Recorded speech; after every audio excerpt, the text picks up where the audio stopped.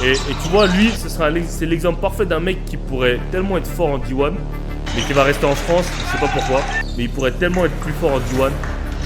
Qui est plus fort entre Marco et Thomas? C'est deux profils différents, mais je pense que le plus fort dans le game, genre c'est Marco. Marco, il est beaucoup plus fort dans le game. Arrête, Thomas, il a pas mal progressé depuis qu'il est au State. Hein. Mais je pense que dans le game, Marco est quand même plus fort.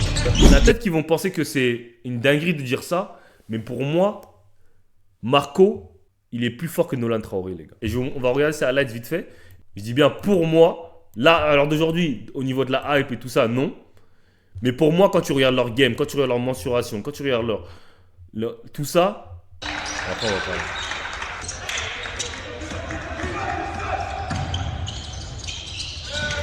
Genre les gars, faut savoir qu'il a, il a une longueur de bras de 2 mètres 8. Ce qui est incroyable pour un meneur de 1m90. Regardez ses bras.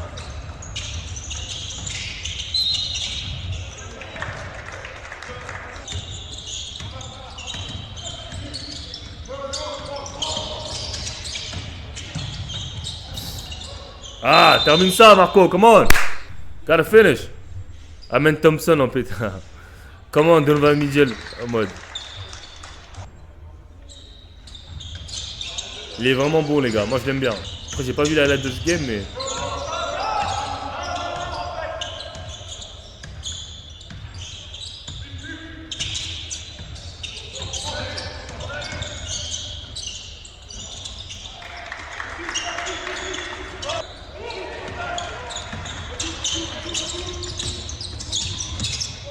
Et franchement il finit bien des deux mains.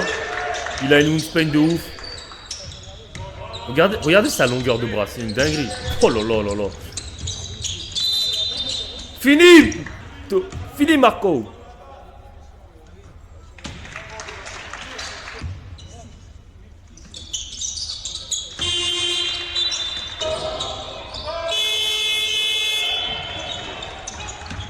Regardez sa vitesse.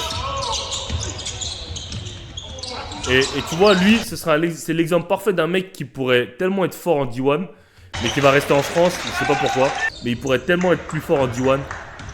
Qui est plus fort entre Marco et Thomas? C'est deux profils différents, mais je pense que le plus fort dans le game, genre c'est Marco. Marco, il est beaucoup plus fort dans le game. Arrête, Thomas, il a pas mal progressé depuis qu'il est au State. Hein. Mais je pense que dans le game, Marco est quand même plus fort. Mais regardez, ouais, regardez sa longueur, les bras et tout, c'est un truc de ouf.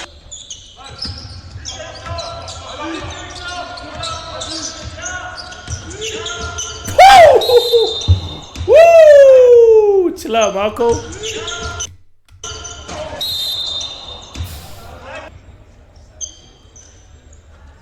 Swan pétard. Vous avez vu sa dernière mixtape? Il est en pétard, hein, Swan. Hein. Et pour ceux qui suivaient Bienvenue à la Cité à l'ancienne, vous vous rappelez comment il était Swan? Il a progressé de ouf. Il a progressé de ouf. Hein. Tu avais déjà fini de venir avec Marco, ouais, une vidéo d'entraînement, ouais. Ouais, je l'ai entraîné pas mal de fois, Marco. C'est un bon petit. Enfin, c'est plus un petit maintenant. Mais... il est vraiment bon.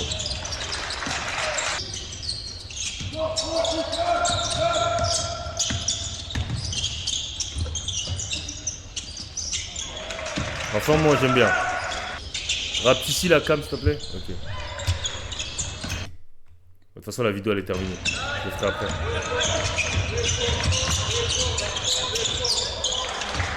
Pas mal, mais Nolan Traoré a mis 45 points contre des mecs du même âge.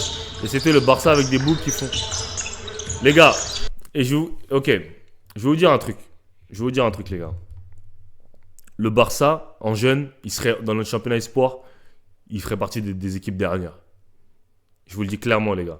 C'est pas parce que c'est le Barça qu'ils sont en jeune qu'ils sont chauds. Ils sont pas du tout chauds. Quand on envoie les équipes françaises au ANGT, ils tapent tout le monde de plus, je sais pas combien. Genre, faut comprendre un truc, les gars.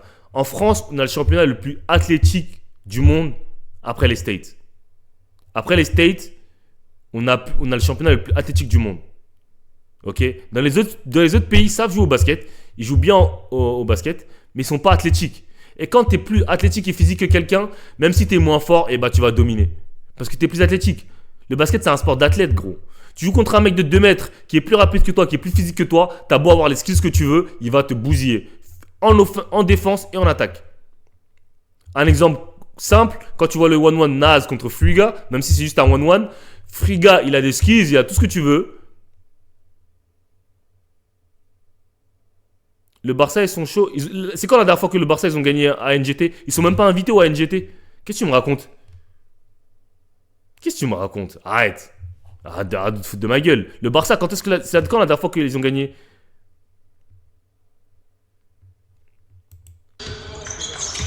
L'année dernière, c'est pas le Barça qui a gagné. C'est l'équipe de Noah Nsengue. C'est Ulm. C'est Ulm qui a gagné la NGT l'année dernière. Le Barça, ils sont pas bons. Ils ont des bons joueurs de basket, mais ils sont pas bons. Et je vais dire un truc, les gars. Je vais vous dire un truc, les gars. En France, les prospects qui sont déjà bons, les U18 qui sont déjà bons, ils jouent plus en U18. Donc, ils jouent même plus les vrais prospects. Ils jouent même pas à la NGT. Il serait en tout cas il serait pas dans le haut de tableau en tout cas. Je te promets, il serait pas dans le haut de tableau le Barça. Non, c'est pas le Real qui a gagné.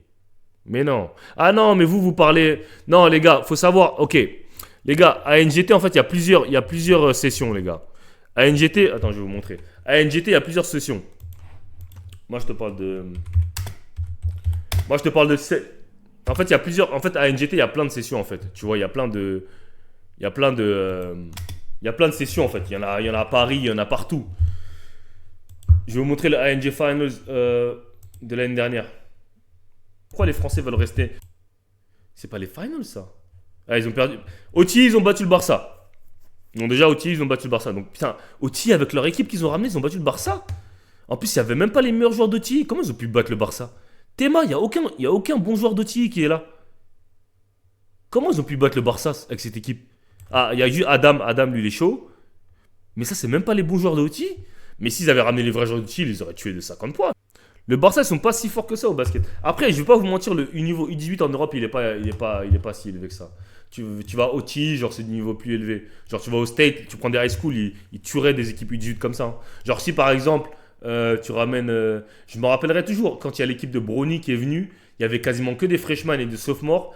Et genre, ils ont fait une équipe de prospects avec les Bilal et tout, et ils ont du mal à les battre. J'étais choqué. J'ai dit, mais comment ils peuvent perdre? Ils peuvent perdre, ils peuvent lutter contre une équipe où il n'y a que des freshmen. Il n'y a aucun 5-star, il n'y avait que Brony et le fils à Scottie Pippen Jr. C'est une dinguerie. Il faut l'enrage après. Oti, c'est gaze. Non, c'est pas gaze, Oti. Mais là, ça commence à devenir de plus en plus gaze, là. On va pas se mentir. Oti, là, ça commence à devenir de plus en plus gaze. Tu connais Soren Braque à Cholet, c'est son cousin. Ah ouais? Il a joué en équipe de France, non? Mohamed Daboun. Ah, ouais, si, c'est lui. Ok, je me souviens de lui, ouais, je m'en souviens. Je m'en souviens maintenant de Mohamed Daboun, ouais, c'est un trafiqué. Mais bon, bref, les gars, le Barça, ils sont pas si bons que ça en jeunes. Ok? J'en suis sûr ils ont que les trafiqués là, c'est normal, mais. Enfin, moi, je me rappelle du Barça, c'est pas si bon que ça. Après, je vais pas te mentir, en France, aussi, on n'est pas bon pour former les joueurs, hein. Et même, quand tu prends l'INSEP, les gars, l'INSEP, c'est pas représentatif de la meilleure équipe de U18 de France, hein. Parce que l'INSEP, il y a beaucoup de. En fait, ils surclassent les gens, tu vois. Donc il y a des mecs qui jouent avec le U18 alors qu'ils ont. En vrai, c'est des U15 ou des U16, tu vois.